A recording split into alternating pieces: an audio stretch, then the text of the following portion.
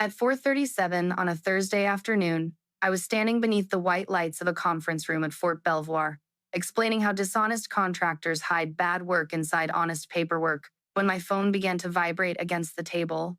The video lasted 16 seconds.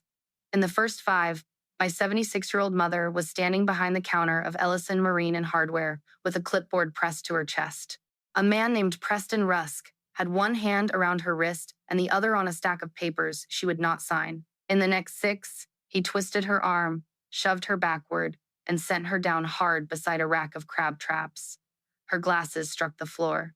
A glass jar full of brass fishing weights broke beside her, and those little pieces rolled in every direction like bright teeth. In the last 5, a uniformed deputy stepped into view. He did not help her. He looked at Preston, looked at my mother, and used the toe of his boot to push the fallen clipboard beneath the counter. Then Preston leaned over her and said something that made the room around me disappear. "Your husband should have taught you what refusal costs." My father had been dead for 8 years. His boat had burned on Bayou Cendré on a clear September morning. The sheriff had called it an engine fire. The parish coroner had called it an accident. My mother had called it the worst day of her life, and I had spent 8 years believing all 3 of them.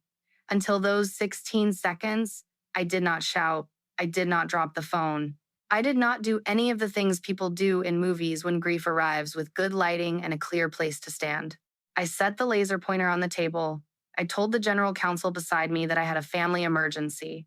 Then I walked into the hallway, closed the conference room door, and watched the video 3 more times. The first time, I saw my mother fall. The second time, I saw the deputy hide the clipboard.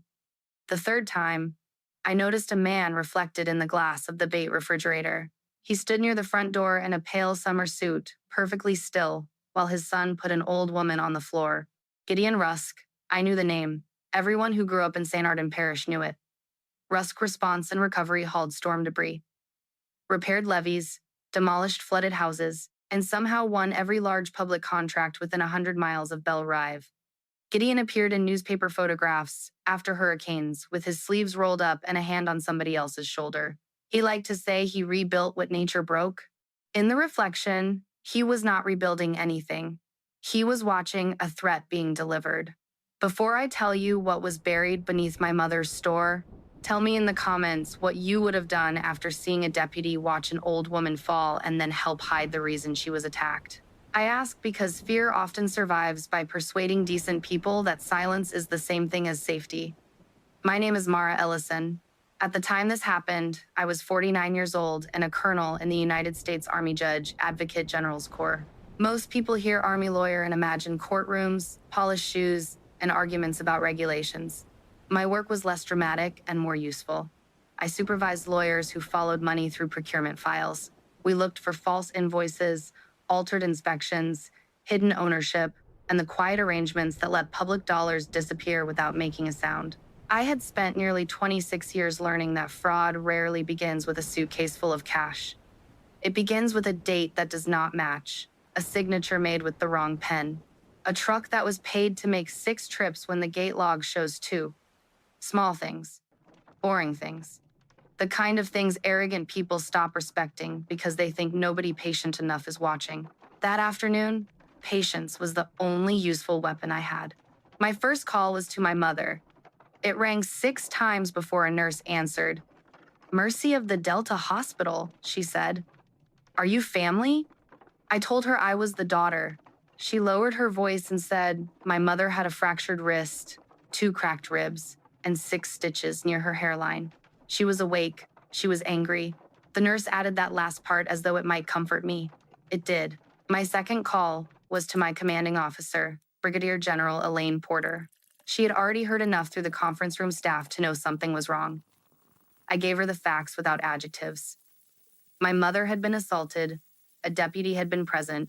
I needed emergency leave. Elaine was quiet for a moment. Then she said, "Go home, Mara. But listen to me before you move 1 inch beyond being a daughter." I listened. Do not open a government database. Do not call a subordinate. Do not let anyone mistake your rank for jurisdiction. Build this as a private citizen or do not build it at all. That was why she was a good general. She did not tell me to calm down. She gave my anger a lawful boundary. Understood, ma'am, I said.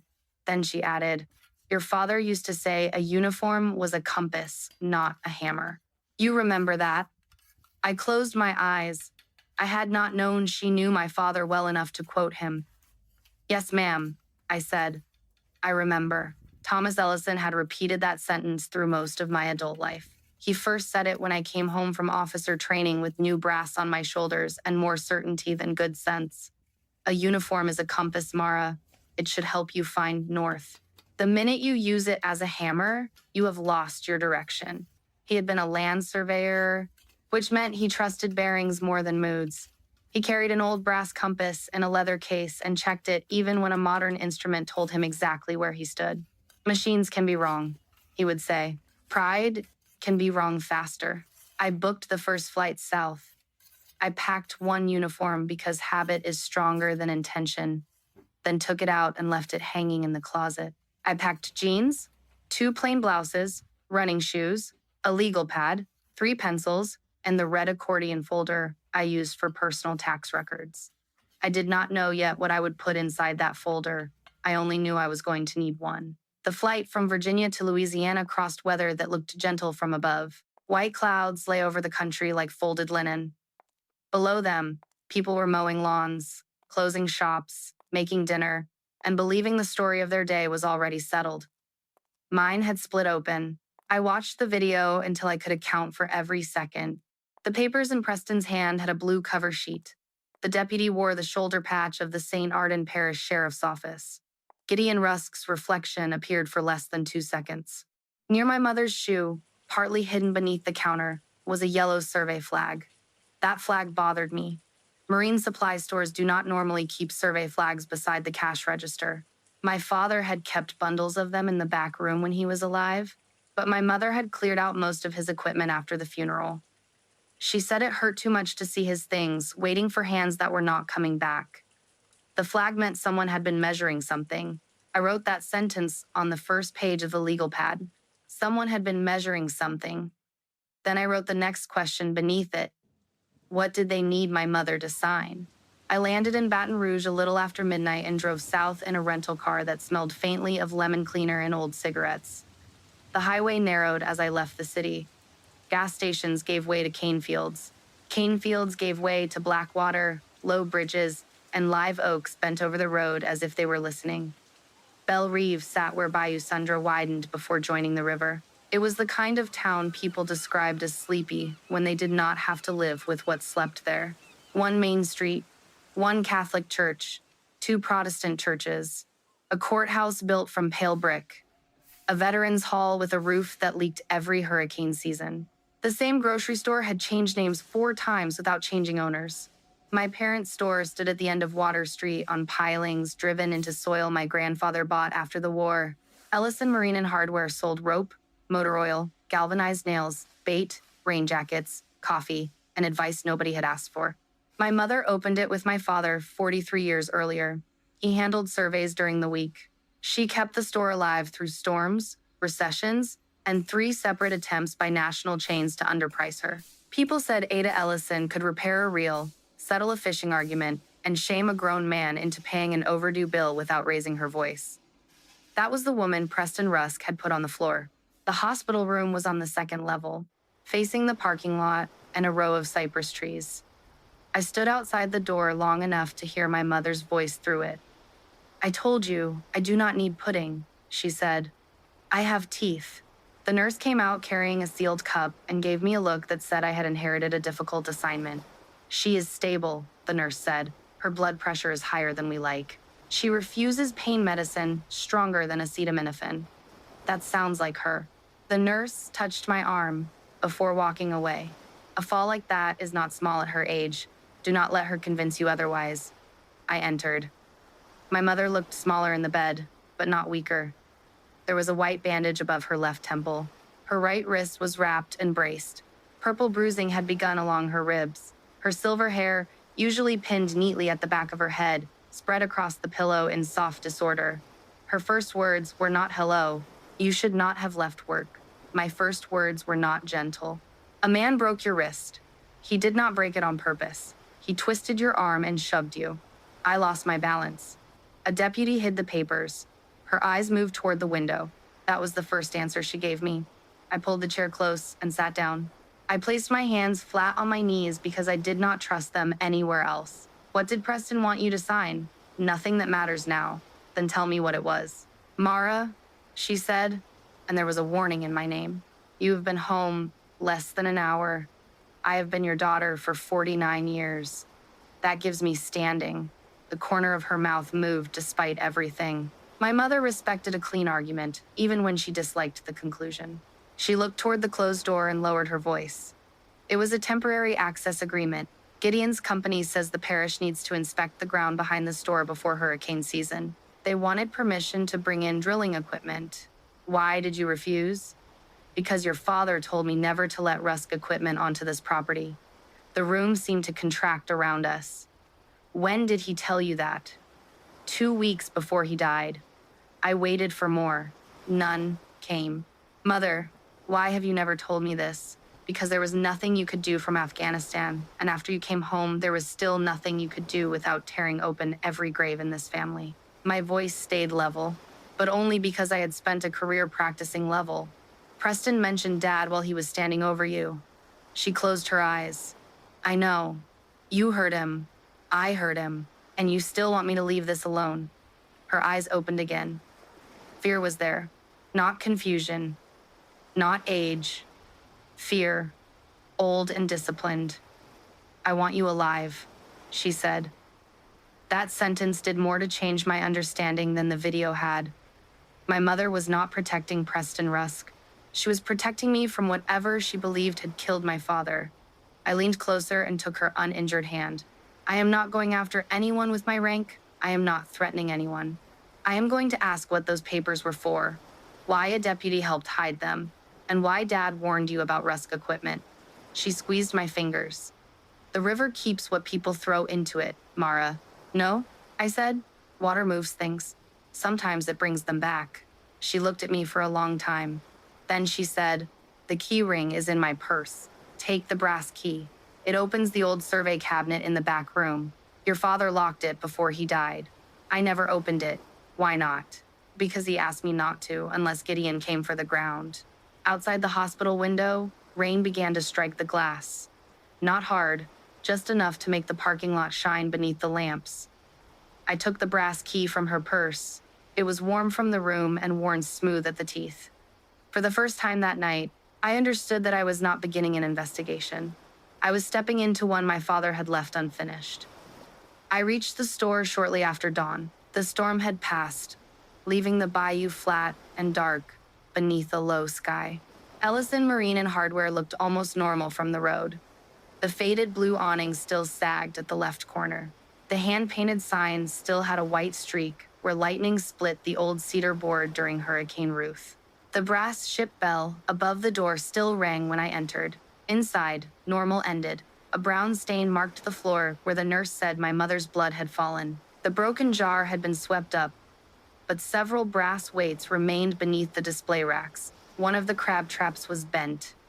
The blue access agreement was gone. 2 men stood near the coffee machine. Both had known me since I was a child.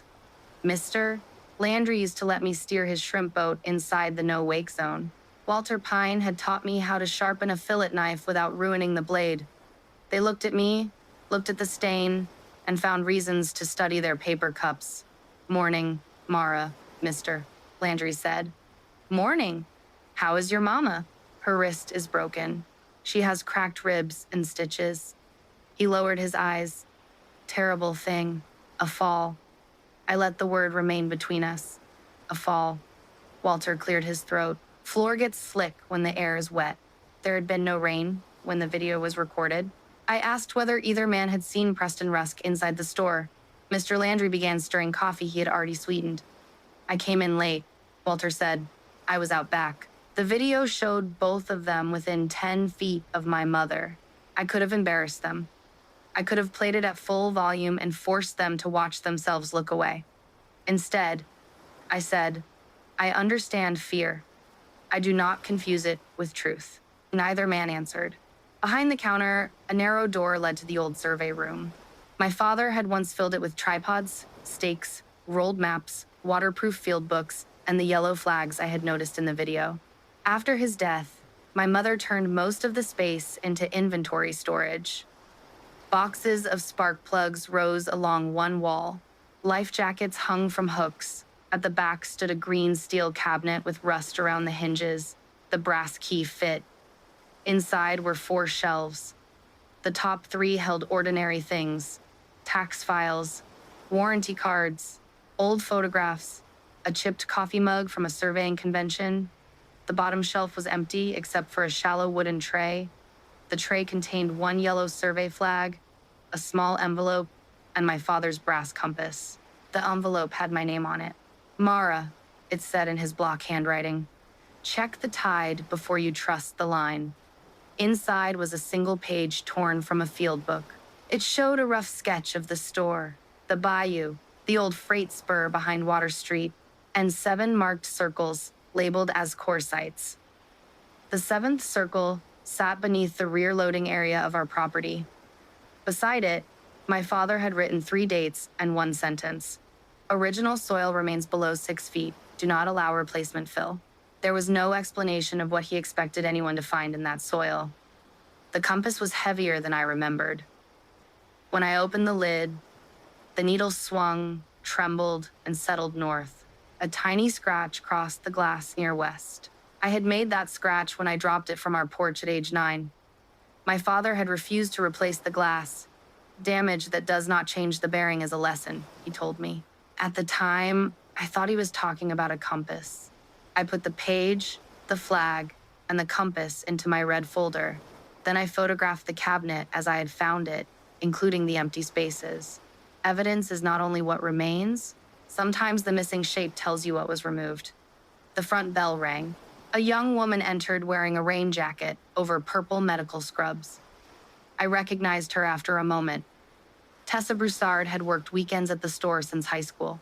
She was 28 now, with a 6-year-old son and the tired, watchful face of someone who had learned to measure every room before speaking. She locked the door behind her. Your mother told me you were here, she said.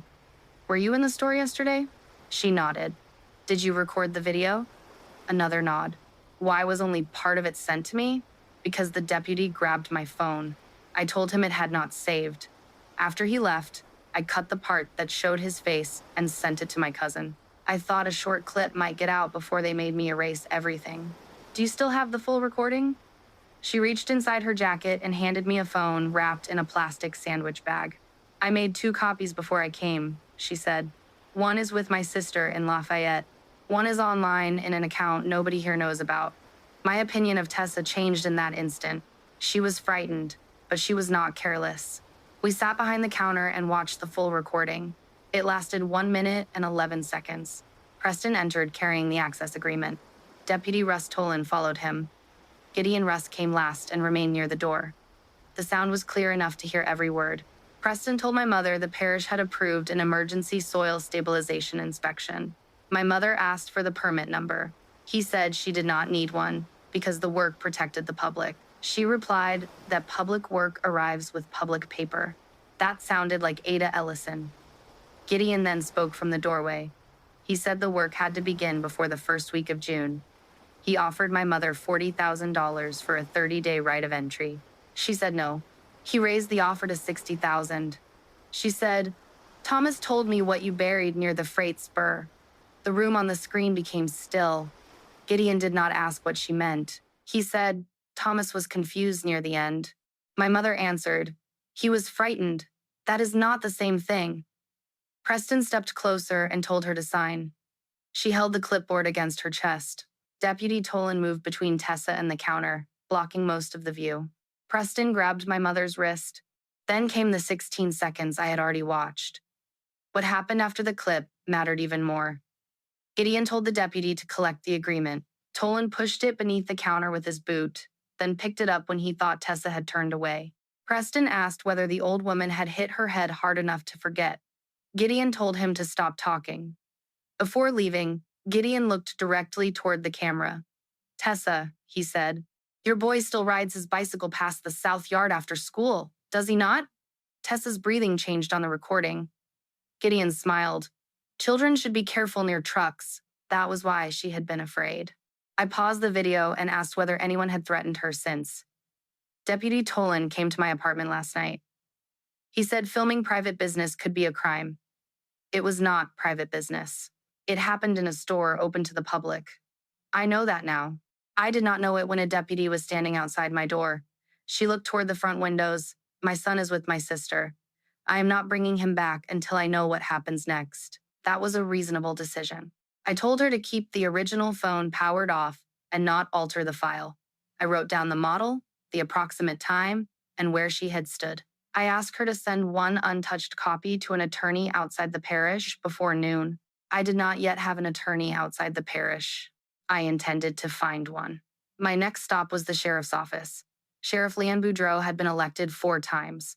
He was broad through the shoulders, careful with his hair, and famous for arriving at church suppers in uniform even when he was off duty. A framed photograph behind his desk showed him and Gideon Rusk handing bottled water to storm victims. Gideon looked generous. Leon looked useful. The sheriff invited me to sit. I remained standing. "Colonel Ellison," he said. The fact that he used my rank without being told meant someone had already researched me. "Sheriff, I hear your mother's condition is improving. Her wrist will heal. Her trust in your office may take longer." His expression stayed mild. Deputy Tolan reported that she slipped during a disagreement over a civil document. I have video of Preston Rusk twisting her arm and pushing her. Video can be misleading. The deputy hides the agreement afterward. Leon folded his hands on the desk. "Have you considered that your mother may have become disoriented?" "No. People of a certain age sometimes misunderstand pressure. My mother understood enough to ask for a permit number." Did Deputy Tolan misunderstand that too? A small pulse moved in the sheriff's jaw. "You have been away a long time, Mara. Parish work can look rough from the outside. We solve problems informally here. Assault is not a parish custom." He leaned back. "Be careful that your military position does not become part of a personal dispute. Folks may see that as intimidation. That was not advice. It was preparation." He wanted the record to show that I was the threatening party before I had threatened anyone. I placed my business card on his desk. It showed my name and a personal telephone number, not my office. "I am here as Ada Ellison's daughter. My rank gives me no authority over you. The video gives you probable cause to interview Preston Rusk and Deputy Tolan. What you do with that information will belong to you." For the first time, the sheriff's smile disappeared. "You lawyers like to make everything sound final." "Nothing is final," I said. "That is why records matter." I left before anger made me less precise. Outside, the air smelled of wet earth and diesel. Across the courthouse square, 2 Rusk response trucks idled beside the parish administration building. Both carried soil sampling rigs. Fresh mud coated their tires, although the roads were dry by then. I photographed the license plates, the company markings, and the time on the courthouse clock. One of the drivers noticed me. He lifted his phone and photographed me back. That was when I knew the clock had started for both sides. The parish clerk's office occupied the first floor of the courthouse, directly beneath a mural of fishermen hauling a net full of silverfish. The mural was meant to suggest abundance. The records room suggested mildew. I spent the rest of that day at a wooden table beneath a ceiling fan that clicked once every rotation. Property records in Louisiana have their own language, but fraud speaks the same dialect everywhere. It repeats itself. It becomes lazy. It assumes nobody will place one file beside another. I began with the proposed access agreement. The clerk told me no emergency soil permit had been recorded for my mother's parcel. No public notice had been posted. No engineering report named the property. The only recent filing was a request from Rusk Response and Recovery for a temporary construction easement over a strip of land behind Water Street. The request described routine flood control preparation. It did not mention drilling. It did not mention soil removal. It did not mention $60,000. The attached map included 7 proposed core sites. The 7th sat exactly where my father had marked it years earlier. I wrote down the filing date. It had been submitted 9 days before the assault. The signature at the bottom belonged to Parish President Celeste Harrow. Her approval had been entered the same morning, less than 2 hours after the request arrived. Fast approval is not proof of corruption. It is only a reason to look backward. So I looked. Over the previous 7 years, Rusk companies had acquired 28 parcels along Bayou Cendre and the Old Freight Spur. The sales appeared ordinary until I built a timeline. 6 owners received sudden code violations for unstable soil. 5 lost flood insurance after revised inspection reports. 4 reported contaminated wells. 3 had boats or sheds burn. 2 were arrested on minor charges after refusing offers. 1 family lost a small marina after the parish declared its fuel tanks unsafe, then watched Rusk reopen the same property 6 months later under a new name. The amounts were different. The sequence was not. Offer, refusal, pressure, sale. Every code action involved an inspector hired through a Rusk subcontractor. Every incident report passed through Sheriff Boudreau's office. Every emergency approval carried Celeste Harrow's signature. I made a chart on yellow paper because my father always said patterns should be visible without electricity. By late afternoon, the chart covered half the table. The clerk, a woman named Paulette Granger, brought me a cup of coffee without being asked. She was near retirement and wore reading glasses on a chain. "You did not get this from me," she said. She slid a public meeting packet beneath my elbow. The United States Army Corps of Engineers had scheduled subsurface testing for a floodgate and levee improvement project along the Belle Rive waterfront. The packet listed 7 core samples. Work would begin in 39 days. Core Site 7 required access through my mother's loading yard. The federal project was valued at more than $140 million. Rusk Response and Recovery was the leading local subcontractor for debris removal and soil transport. Final award depended on a clean responsibility review. A serious environmental violation, false certification, or obstruction case could disqualify the company. I read the packet twice. Then I returned to the Rusk easement request. Gideon was not trying to inspect the soil before the Corps arrived. He was trying to reach it first. The note from my father's cabinet said original soil remained below 6 feet. Do not allow replacement fill. If Gideon excavated the core site and replaced the original ground with clean material, the federal test might show nothing. He would preserve the contract, avoid a cleanup, and erase whatever my father had found. The central question was no longer why Preston attacked my mother. It was what lay deeper than 6 feet, and why Gideon Rusk believed it could destroy him. I asked Paulette for old environmental reports tied to the freight spur. She shook her head before I finished. Those files were moved after the records room flooded. Where were they moved? Rusk Recovery handled the drying and storage. Of course it did. She glanced toward the counter, where another clerk was helping a man renew a permit. There used to be a blue binder, she whispered. Your father brought it in after Hurricane Iris. Soil logs, hauling manifests, pictures of drums near the spur. He asked me to stamp a copy as received. 2 days later, Sheriff Boudreau collected it for an investigation. I never saw it again. When was that? The summer before Tom died.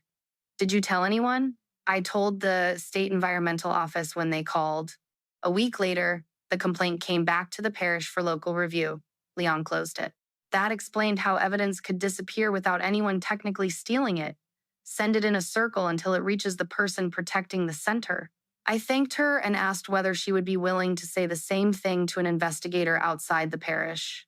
Her face tightened. My pension clears in 5 months. That was not a no. It was the price of her fear. I gave her my personal card and said she could decide later. Before leaving, I searched accident filings from the year my father died. His report was thin, too thin. Thomas Ellison departed the public launch shortly after 6 in the morning. A fisherman saw smoke near the North Bend 40 minutes later. The boat burned to the waterline. The parish investigator attributed the fire to a cracked fuel line and closed the case within 3 days. No laboratory examination of the line was requested. No photographs of the engine compartment were attached. No mechanic was interviewed. The report listed Deputy Russ Tolan as the first officer on scene. 8 years younger, same deputy. At the back of the file was a handwritten property receipt. Tolan had collected my father's wallet, watch, field bag, and brass compass. The compass was marked, returned to family. The field bag was marked destroyed by fire. I was holding the compass in my purse. My mother had told me it was found in the locked survey cabinet, not returned after the accident. That discrepancy did not prove murder. It proved the report was wrong, and wrong reports have authors. I left the courthouse as evening settled over the square. The two Rusk trucks were gone. A dark sport utility vehicle followed me for 6 blocks, then turned away when I entered the hospital parking lot. My mother was sitting upright when I reached her room, arguing with a discharge planner about whether a person who owned a store could be expected to rest. The planner saw me and looked relieved. "Take her home," she said. "Keep her away from ladders, boats, heavy pans, and men with clipboards." My mother said, "That last category covers half the parish." It was the first joke either of us had made. I drove her to the small cypress house where I grew up. She sat stiffly in the passenger seat, one hand braced against her ribs. When I asked about the compass, she stared through the windshield. "Your father left it in the cabinet before he took the boat out," she said. "Why?" "He said he did not need it for where he was going." Did that sound normal to you? Nothing sounded normal that week. She told me the part she had kept buried for 8 years.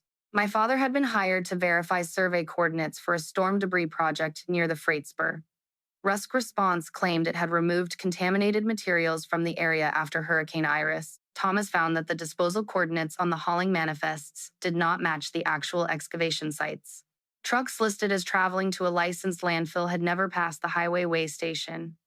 Deep pits near the bayou had been filled and capped before inspectors arrived. He believed industrial drums had been buried beneath the fill. He also believed the parish had used federal disaster money to pay Rusk for transporting those same drums to a lawful facility.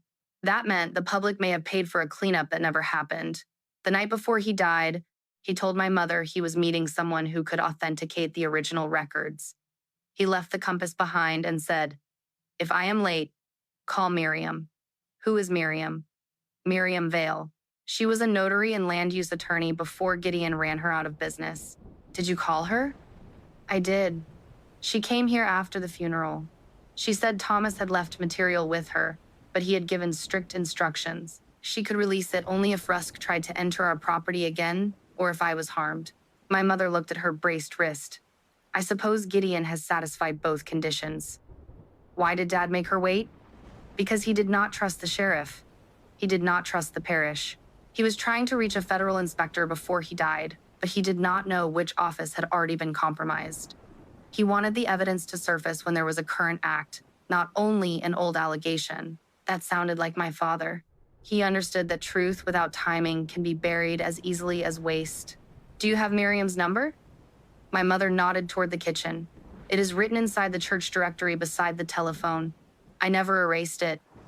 Miriam answered on the second ring. Her voice was low and dry. I wondered how long it would take Tom's daughter to call. I told her I wanted to meet. She replied, "Not at your mother's house, not at the store. Drive north to St. Agnes Cemetery at 10 tomorrow morning. Park near the old oak. Bring no one." That sounds dramatic, I said. So did your father's funeral, she answered. I would prefer not to attend yours. Then she hung up. At 10 the next morning, I found her beside a stone angel darkened by rain. Miriam Vale was 72, tall, straight-backed, and dressed in a cream linen suit despite the heat. She carried a hard plastic document case in one hand and a red grocery cooler in the other. "You look like Thomas around the eyes," she said. "People usually say the jaw. People usually flatter the living." She handed me the cooler. Inside were 2 sealed glass jars filled with dark soil, each marked with a date, a depth, and a coordinate. The dates were 8 years old. The labels were in my father's handwriting. Miriam opened the document case. It contained a notarized statement from my father, copies of hauling manifests, weigh station logs, photographs of rusted drums, a small digital recorder, and a sealed envelope addressed to a federal environmental investigator who had retired before receiving it. "Why did you keep this instead of taking it somewhere else?" "I took copies to the state," Miriam said. "They were routed back to St. Arden Parish. I mailed copies to a federal regional office. The package was logged and then misplaced during an office move. I sent a third set to a reporter. His editor killed the story after Gideon's lawyers threatened suit. Then Thomas died, and Ada begged me not to make you the next target. So you waited. I preserved. Waiting is passive. Preservation is work." She tapped the case. "There are 4 complete sets. One is in a bank vault in Texas. One is with a former judge in Mississippi. One is with me. This is the fourth. Paper disappears only when powerful men know where all the copies are. That was her expert line, and it stayed with me. I examined the jars without opening them. The chain of custody was imperfect. My father had collected the samples privately. 8 years of storage could be challenged. They might guide a new test, but they would not carry a criminal case by themselves. Miriam seemed pleased that I said so. Good, she said. You are not dazzled by evidence because it agrees with you. What is on the recorder? Thomas meeting Gideon Rusk, Sheriff Boudreau, and Celeste Harrow in the back room of the Veterans Hall. They discuss altered coordinates, missing disposal tickets, and a payment. Gideon never says he buried drums. Men like him prefer verbs with no owners. Material was relocated. Records were corrected. Problems were handled. Does anyone threaten my father? Listen to the last 3 minutes. I pressed play. My father's voice sounded older than I remembered and more alive than I was prepared to hear. He asked why 6 truckloads on the invoice had no matching scale tickets. Gideon said the scale had malfunctioned. My father asked why the soil map showed clean fill where his borings found solvent odor. Celeste said he was exceeding his assignment. Sheriff Boudreau told him to sign the revised survey and go home. My father said, I will not put my license on a lie. There was a long silence. Then Gideon spoke. Tom, the bayou is full of accidents. Engines fail. Men misjudge weather. Families suffer when stubborn people turn business into a crusade. My father replied, that sounded like a threat. Gideon said, it sounded like weather. The recording ended 30 seconds later. I stood beneath the cemetery oak with the dead arranged in rows around us and listened to the empty air after my father's voice stopped. Miriam closed the recorder in my hand. Your father did not leave you proof of murder, she said. He left proof of motive, corruption, and fear. Do not claim more than you can establish. That was the second lesson of the morning. The strongest case is not the one that says the most. It is the one that survives what the other side can prove false. I asked Miriam what Gideon stood to lose if new samples confirmed the buried waste. She had already calculated it, at least $86 million in cleanup, repayment, and civil exposure. More if the federal government suspended his companies from contracting. The new flood project could be worth another $140 million to him over several years. There it was. Not vague greed. Not wounded pride. A deadline, an amount, and a company built on the belief that old soil would stay quiet. Gideon Rusk had 39 days to replace the ground beneath my mother's loading yard before federal engineers tested it. My mother had become the last locked gate between him and the truth. I spent that afternoon making copies in a town where every copier seemed to be owned by somebody's cousin. Miriam drove us to a print shop 2 parishes north.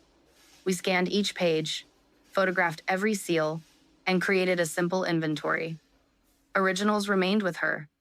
One copy went to a private attorney in Baton Rouge named Nathan Cho, a former federal prosecutor who had no business ties in St. Arden Parish. Another went by overnight courier to an environmental laboratory that agreed to store the soil jars without opening them until an investigator gave instructions. I called General Porter and reported the potential conflict.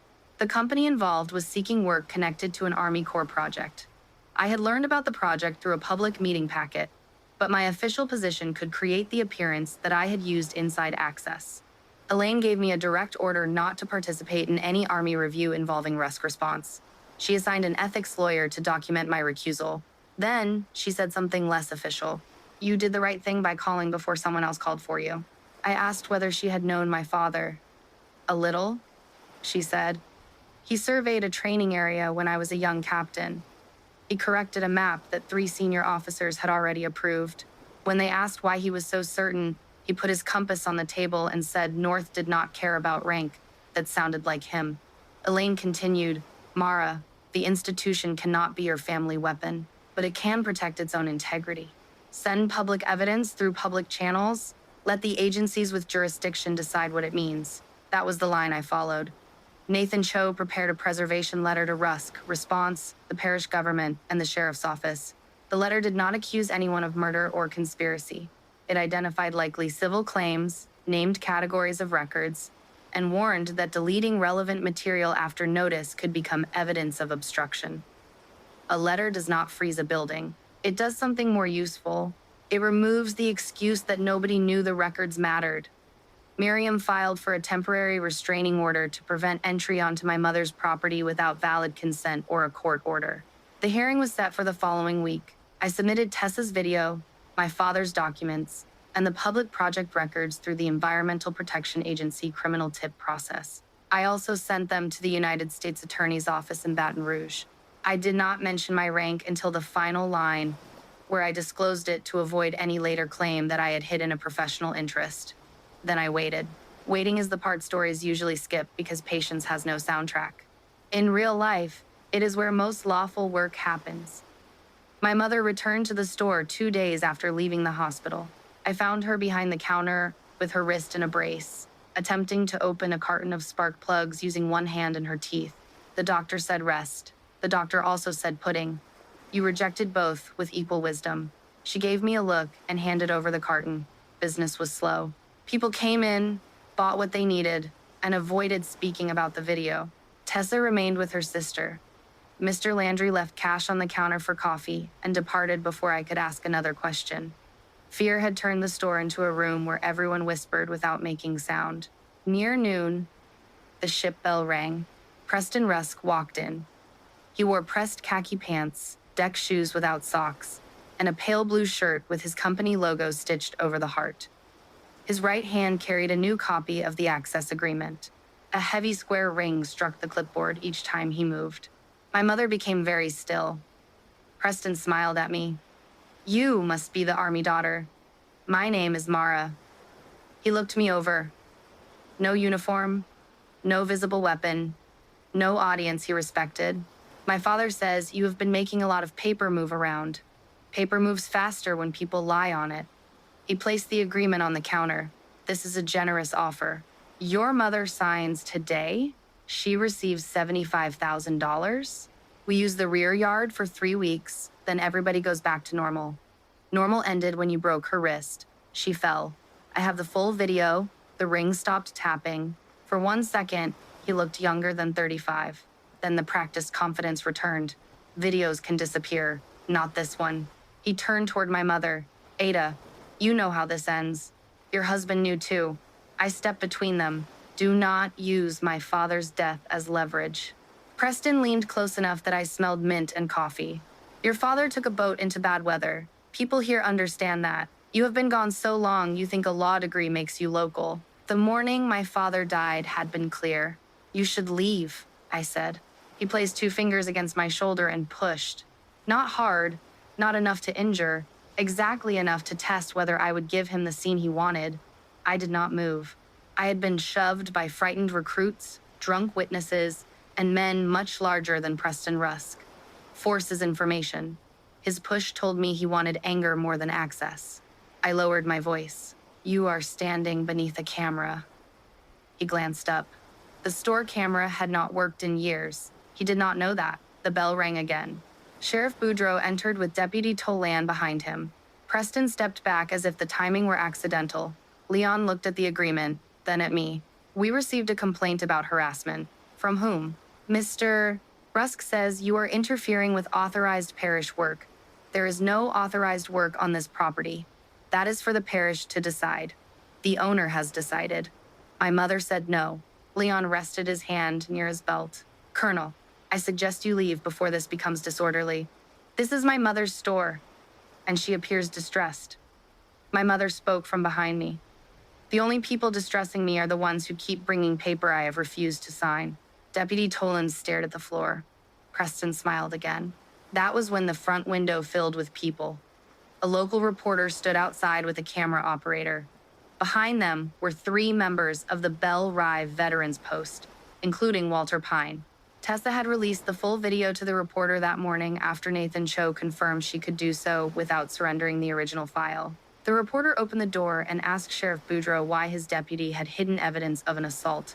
Leon did not answer. Preston's smile vanished. I had not planned the timing. That mattered. Justice is not made more honest by pretending coincidence was strategy. The sheriff told the reporter to leave. The reporter remained on the public sidewalk and continued filming through the window. Preston picked up his agreement. "This is not over," he said. "No," I answered. "It has finally started." By evening, the full video was on every local station in southern Louisiana. By the next morning, a national network had used part of it in a segment about public corruption and elder abuse. Within 4 days, more than 7 million people had watched Deputy Tolan hide the agreement, and Gideon Rusk threatened Tessa's child. Attention is not evidence. It can be unfair, imprecise, and hungry for a simpler villain than the facts support. It can also make quiet people realize they are not quiet alone.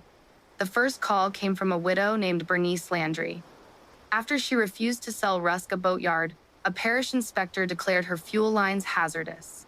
She paid for repairs. A second inspector failed them again without visiting. Her insurance was canceled. She sold for less than half the appraised value. The next call came from a retired teacher, whose well-tested, clean until a Rusk subcontractor sampled it. 3 weeks later, the parish condemned the house. He had kept his independent laboratory report. Then, a former truck driver called Miriam. He said Rusk crews had hauled sealed drums to the freight spur after Hurricane Iris. The manifest listed storm debris. The drums were too heavy and too carefully handled to be tree limbs. By the end of the week, Nathan Cho had statements from 11 property owners and 4 former employees. One statement came from someone I did not expect. Paulette Granger, the records clerk, called 5 days after our meeting. "My pension is not worth becoming the woman who stamped the lie and then retired," she said. She agreed to speak with federal investigators. The response from outside the parish arrived the same day. Special Agent Denise Alvarez of the Environmental Protection Agency called from New Orleans. She had spent 15 years investigating illegal disposal, false environmental reports, and fraud tied to public contracts. Her voice was calm and unhurried. She asked where every original was located. She asked who had touched the soil jars. She asked whether my father's recorder still held its original memory card. She asked whether Tessa's phone had synchronized automatically after the assault. I answered each question. Then she said, "A story becomes a case when it has a date, a custodian, and an original. You may have all 3. Do not confront anyone else." That was the professional sentence I needed to hear.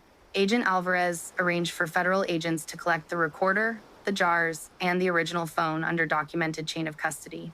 A laboratory would test the old samples only as a lead. New samples collected under warrant would carry the case. The temporary restraining order hearing took place the following Tuesday in the St. Arden Parish Courthouse. The room was full before my mother and I arrived. Gideon sat at the front beside Preston, Sheriff Boudreau, and Parish President Celeste Harrow.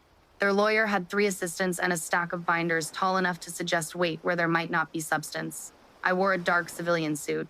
Miriam sat beside us with one narrow file. Before the judge entered, Preston looked back and mouthed the words, "Army daughter." He still believed it was an insult.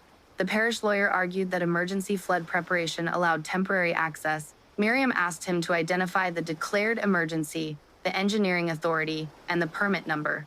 He could not. Then he said my objections were being driven by an out-of-state military lawyer with no understanding of local procedure. The judge looked at me. "Colonel Ellison, you may respond as your mother's authorized agent." A small movement passed through the room. Some people already knew my rank from the news. Gideon apparently had not understood what kind of lawyer I was. I stood. "Your Honor, I am an Army judge advocate, but I am here in my private capacity. I have used no military authority and requested none. The federal project cited by the parish does not authorize Rusk Response to enter this property. The public packet schedules independent core sampling in 32 days. The requested private excavation would disturb the exact location selected for that test. The parish lawyer objected that I was speculating about federal plans. Miriam handed the bailiff a letter. It came from the Civilian District Council for the Army Corps of Engineers. Miriam had requested clarification through the Public Project Office, the same channel available to any landowner.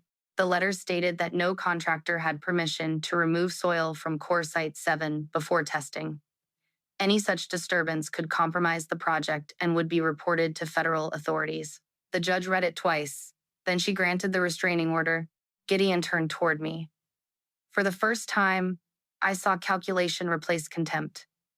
He had thought my uniform was the danger.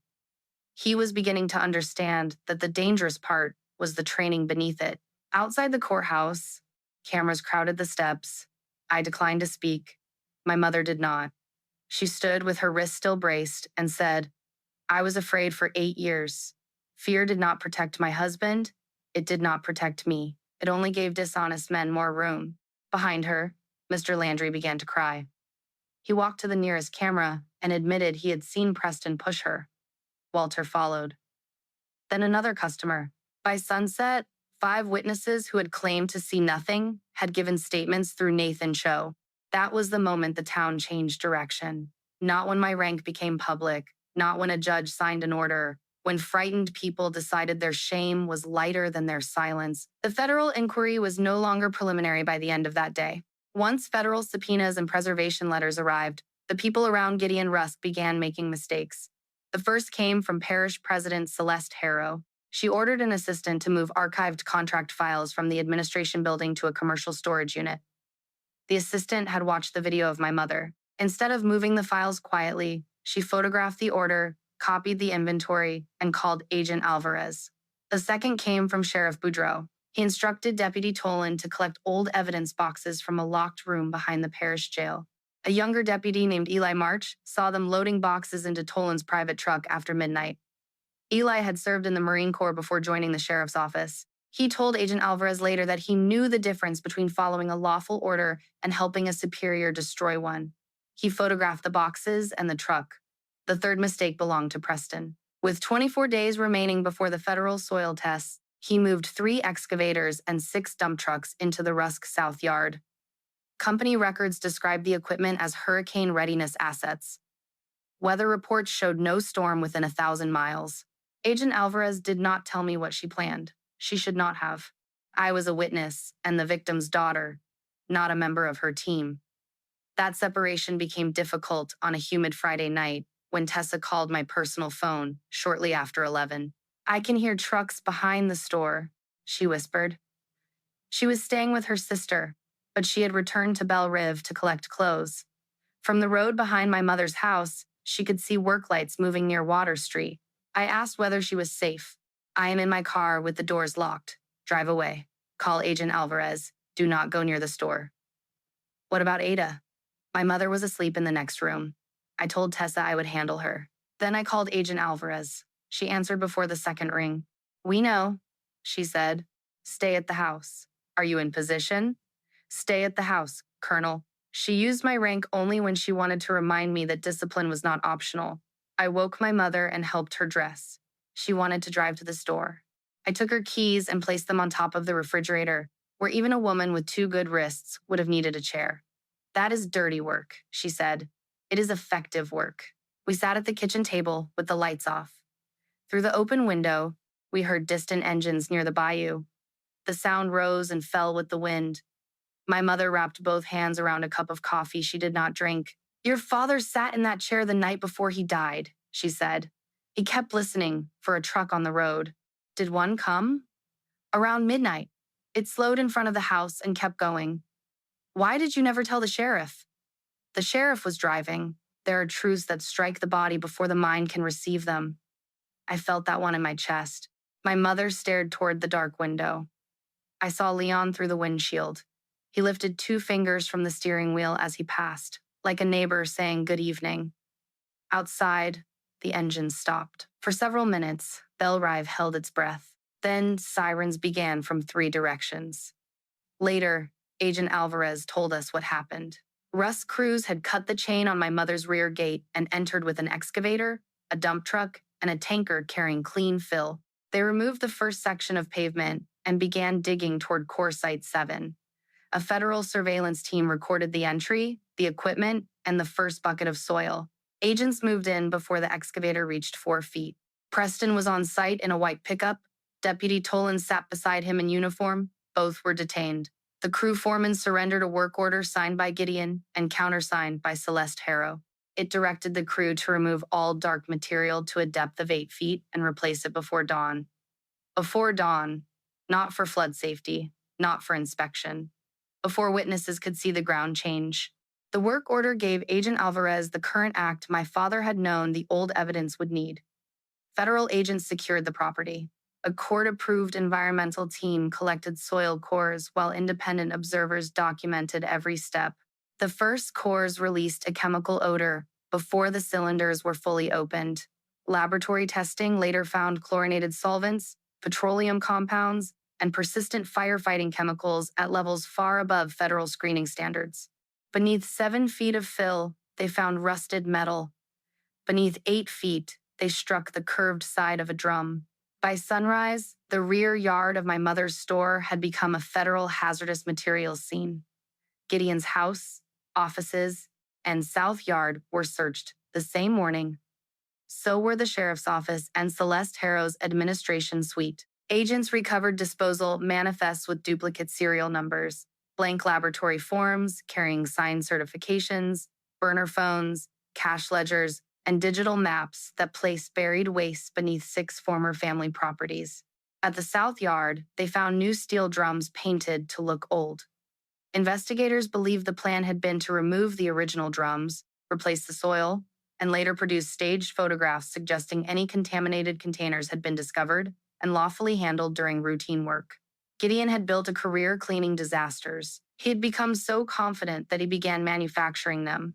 Sheriff Boudreau tried to leave the parish before noon. State police stopped him on the interstate with 2 suitcases, $23,000 in cash, and my father's original blue soil binder in the trunk of his vehicle. The binder had not been destroyed in a records room flood.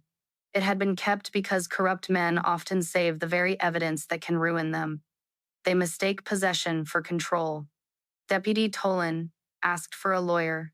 Deputy Eli March handed over his photographs, his notes, and 3 years of text messages from the sheriff ordering him to ignore complaints involving Rusk properties. Celeste Harrow issued a statement describing the midnight excavation as an unfortunate communication error. Agent Alvarez called it probable cause. The arrests began before the weekend ended. Preston was charged first with assault, witness intimidation, unlawful entry, destruction of property, and conspiracy to obstruct a federal investigation. Deputy Tolan was arrested beside him. Sheriff Boudreau was taken into custody at the state police barracks. Celeste surrendered through counsel on Monday morning. Gideon lasted until Monday afternoon.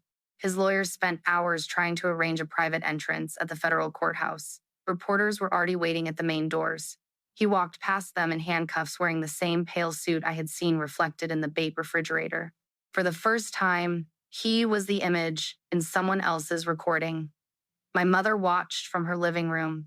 When Gideon appeared on the screen, she did not cheer. She placed her braced wrist in her lap and said, "Thomas should be here." I sat beside her. "He is in the case," I said. That was not comfort, but it was true. The most important discovery came from the small recorder Miriam had preserved. Digital specialists recovered an additional file that had been deleted but not overwritten. It had been created the day after the Veterans Hall meeting. My father recorded it in his truck. At first, there was only road noise. Then Sheriff Boudreau's voice came through a speakerphone. Leon told my father to surrender the soil notebook and sign the revised coordinates. My father refused. A second voice joined the call. Gideon. He said the buried material could cost him everything. He named the cleanup estimate. He named the federal repayments. He said no surveyor was going to destroy a company that fed half the parish. My father answered, "A company that poisons half the parish is not feeding it." Then Gideon said, "Tom, you are taking your boat out tomorrow. Think about Ada before you make that trip harder than it needs to be." The call ended. The recording still did not prove who damaged the fuel line. It did something legally important. It placed Gideon and Leon in direct contact with my father hours before his death. It established knowledge, motive, and a specific reference to the trip on which he died. The old accident investigation was reopened. Agents located the mechanic who had serviced my father's boat. He had moved to Arkansas and spent 8 years convincing himself that silence was survival. Faced with payment records from a Rusk account and a copy of the phone call, he admitted that Deputy Tolan had ordered him to loosen a fuel fitting and create what he called a scare. The mechanic claimed he never intended a fire. He said the line was supposed to leak enough to disable the engine near shore. People who build danger always become modest when danger kills someone. His testimony led investigators to text messages preserved in an old backup connected to Preston's first company phone. Preston had been 27 at the time. One message to Tolan read, "Make sure the old man cannot reach the North Bend meeting." My father had not been headed out to fish. He had been traveling by boat to meet a federal inspector beyond the parish line. The homicide case was no longer a theory inside my family. It became a federal and state conspiracy investigation, supported by a witness, financial records, messages, and my father's own recorded warning. When Agent Alvarez explained this to my mother, Ada stood in the store doorway with the contaminated yard fenced behind her. Reporters had gathered across Water Street. She asked to speak. I tried to stop her. Her ribs were still healing. Her wrist ached in damp weather. Her name had been used in headlines for 2 weeks. She was tired. She said, "I have been tired for 8 years." Then she walked to the microphones. She did not speak about revenge. She did not ask anyone to hate Gideon Rusk. She spoke about my father checking bearings at the kitchen table. She spoke about Tessa protecting a video while someone threatened her child. She spoke about Paulette choosing truth over a pension date and Deputy March choosing his oath over his sheriff. Then my mother looked into the cameras and said, "A town does not become honest because bad men leave. It becomes honest when good people stop renting them their silence." That sentence traveled farther than the assault video. Within a week, former Rusk employees from 3 states contacted investigators. Families brought old well reports, canceled policies, fire photographs, and letters offering quick purchases after unexplained damage. One former bookkeeper delivered a drive containing payment schedules tied to parish approvals. If you believe stories about ordinary people standing together against protected men deserve to be heard, subscribe now. What happened after my mother spoke proved that courage is not a single act. It is a door, and once one person opens it, others finally see a way through. The federal charges expanded. Prosecutors alleged a long-running conspiracy involving illegal disposal, false claims, wire fraud, extortion, witness intimidation, bribery, and obstruction. State prosecutors added charges tied to my father's death. Rusk's response was suspended from new federal awards pending the case. The flood project contract went to another company after an independent responsibility review.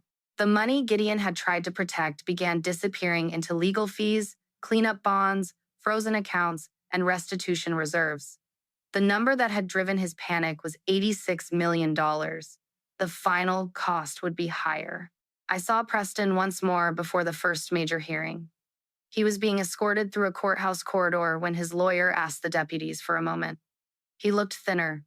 The square ring was gone from his hand. He said, "This started because my father wanted to test some dirt." "No," I said. "Your father wanted to replace the dirt so nobody could test it." He swallowed. "You destroyed hundreds of jobs. Your family used jobs as hostages.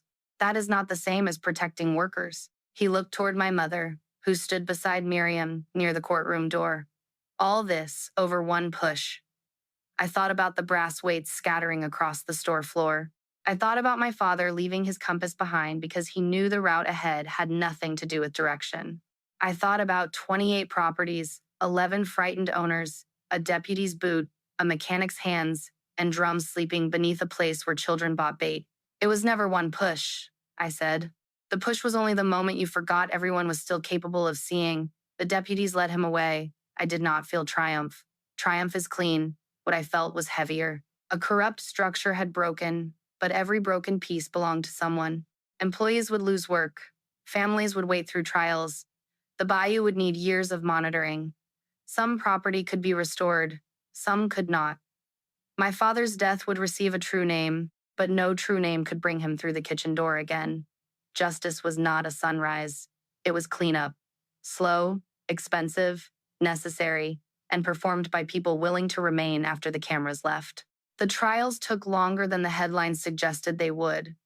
Gideon's attorneys challenged the searches, the recordings, the soil sampling, and nearly every witness who had once accepted a Rusk paycheck. Preston changed lawyers twice. Sheriff Boudreaux claimed the blue binder in his trunk had been placed there by a deputy. Celeste Harrow said she signed emergency approvals without reading them because she trusted staff. Trust became a popular word among people who had been paid not to ask questions. 14 months after the assault, a federal jury convicted Gideon on conspiracy, fraud, illegal disposal, bribery, and obstruction charges. Preston was convicted of assault, witness intimidation, unlawful entry, and conspiracy. Leon Boudreau and Celeste Harrow were convicted in separate proceedings after two former employees and Deputy March testified. The state case involving my father continued beyond the federal trial. The mechanic accepted responsibility for tampering with the fuel system and testified that Tolan had paid him with cash provided through Preston.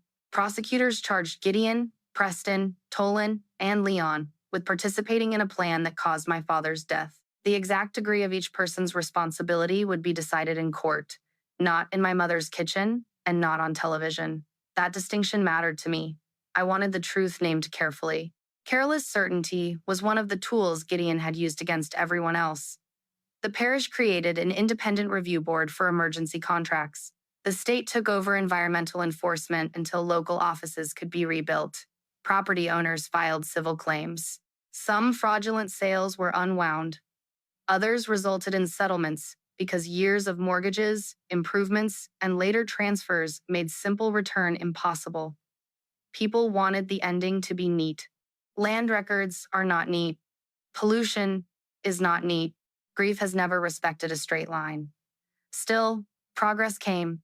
The federal government recovered money, paid for disposal work that had never occurred. A court ordered substantial funds reserved for cleanup and community health testing. Former Rusk employees were given priority interviews with replacement contractors so punishment would not fall entirely on laborers who had never known what management buried. That solution did not satisfy everyone. It was better than pretending innocent workers were responsible for Gideon's decisions. Core Site 7 became the center of a supervised excavation. Crews removed contaminated soil in sealed containers. Groundwater wells were installed along the bayou. The old freight spur was fenced, mapped, and tested section by section. My mother's rear yard remained closed for most of a year. She ran the store from a temporary trailer parked across Water Street. The trailer leaned slightly to the east, leaked around one window, and had an air conditioner that sounded like a tractor trying to remember a hymn. Ada called it charming. Everyone else called it Ada's revenge on comfortable shopping. Customers returned. Mr. Landry came every morning and poured his own coffee. He never again said my mother had fallen. Walter Pine repaired the trailer steps and refused payment. Paulette retired on schedule, then volunteered twice a week helping claimants organize old records. Deputy March left the sheriff's office and joined the state investigative service after the new sheriff told him his photographs had saved the department from something worse than embarrassment. Tessa returned from Lafayette with her son. She became the store manager because my mother finally admitted that lifting boat batteries with one working wrist was not a business plan. Nathan Cho helped her establish a college account using part of the witness award she received in the civil case. She named the account after her son, not after the video. That felt right. Miriam Vale reopened a small legal office above the pharmacy. Her sign read, "Land, Records, and Difficult Truths." She claimed the wording was dignified. My mother said it sounded like a threat. Business was excellent. I returned to Fort Belvoir when my emergency leave ended, but I came home often. My official recusal remained in place until every Army-related contract question involving Rusk companies was resolved. I did not receive privileged updates. I read public filings like everyone else. Some people assumed the case advanced because I was a colonel. The truth was less flattering and more important. My rank helped reporters describe me in a headline. It did not preserve Tessa's original file. It did not make Paulette speak. It did not cause Deputy March to photograph the evidence boxes. It did not keep Miriam's copies safe across state lines. It did not put my father's voice on a recorder. The case advanced because many people each protected one piece of the truth until the pieces could protect one another. 18 months after the midnight excavation, the environmental team cleared the store property for reconstruction. The soil was not magically pure. Monitoring would continue for years, but the source material was removed, clean fill was documented, and the new pilings were driven under independent inspection. My mother decided the store needed a proper reopening. I suspected she mainly wanted an excuse to order a cake large enough to feed people she had criticized for 12 months. The morning before the ceremony, a carpenter removing the old survey cabinet found a narrow metal tube fastened behind the wall. The brass key from my mother's ring opened it. Inside were no more recordings, no secret names, and no final accusation. There was a folded deed, a hand-drawn plan, and a letter from my father. The deed transferred a strip of shoreline behind the store into a small family trust. The plan showed a public fishing dock, a bench beneath the cypress tree, and a hand pump where children could fill sample jars for a community water program. My father had drawn it years before the investigation. His letter was addressed to my mother, Ada. It began, "Evidence tells people what happened. A place to gather tells them what to do afterward." He wrote that if the ground was ever made safe, he wanted the shoreline open to the town. He wanted children to learn the difference between water that looked clean and water that tested clean. He wanted old fishermen to have a place to sit without buying anything. He wanted the dock named for nobody.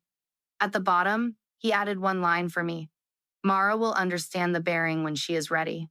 I read that sentence 3 times. For most of my life, I believed my father kept the brass compass because he disliked uncertainty. I understood then that he kept it because direction is a choice made again and again. A person can know where north is and still refuse to walk toward it. The reopening took place on a clear Saturday in October. My mother asked me to wear my Army service uniform. I reminded her that the uniform had not won the case. She said, "I know. I also know I paid for half your first set of uniforms by selling shrimp boots. Put it on. There are orders a colonel can decline." That was not one of them. Water Street closed for the afternoon. Folding tables held gumbo, potato salad, pecan pies, and enough coffee to keep the parish awake until Christmas. A brass band from the high school played near the courthouse end of the street. The notes were not always accurate, but they were committed. The store looked familiar and new at once. The blue awning had been replaced. The floor was level. The old survey cabinet stood behind glass with my father's field page displayed inside. The brass ship bell remained above the door. My mother refused to polish away every dark spot. "Some marks prove a thing survived," she said. Behind the store, the new public dock extended over the bayou. No politician's name appeared on it. A plain wooden sign read Belle Reve Community Landing. The first image I remember is a row of clear glass jars on a table beside the hand pump. A university team had taught local students how to collect water samples and record dates, weather, and location. Sunlight passed through the jars and made moving patterns on the white cloth below. Clean-looking water, tested water, documented water. My father would have approved of the distinction. The second image is of children running down the dock with fishing poles too large for them. Tessa's son reached the end first. He stopped, turned, and held the rail for a smaller girl behind him. Beyond them, monitoring wells stood capped and numbered along the restored bank. The danger had not been forgotten. It had been measured, marked, and given guardians. The third image is my mother beneath the ship bell. Her wrist had healed with a slight stiffness. Her scar disappeared into her silver hair. She stood beside a ribbon stretched across the doorway and held a pair of ordinary sewing scissors because she said oversized ceremonial scissors were for people who needed help finding the ribbon. Before cutting it, she looked at the crowd.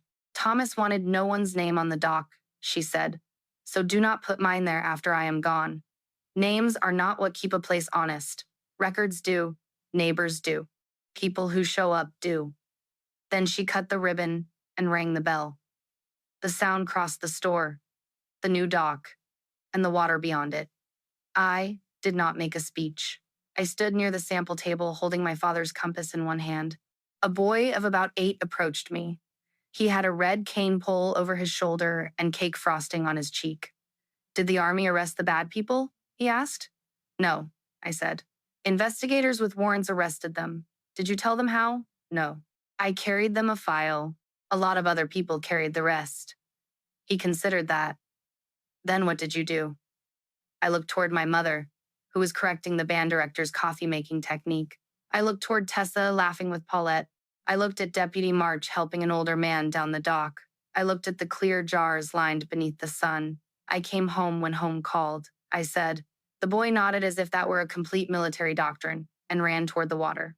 Near sunset, the crowd thinned. My mother and I sat on the bench beneath the cypress tree. The bayou moved slowly, carrying gold light between the shadows.